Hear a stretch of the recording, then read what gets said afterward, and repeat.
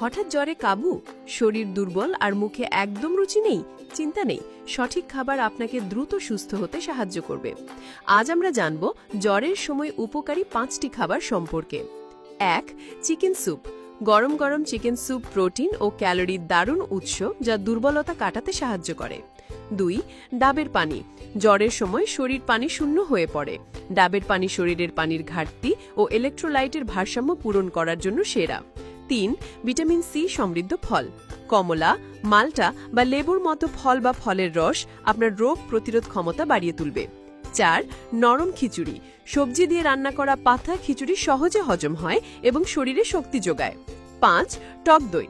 এটি প্রোবায়োটিকের ভালো উৎস হওয়ায় হজম শক্তি ঠিক রাখতে সাহায্য করে।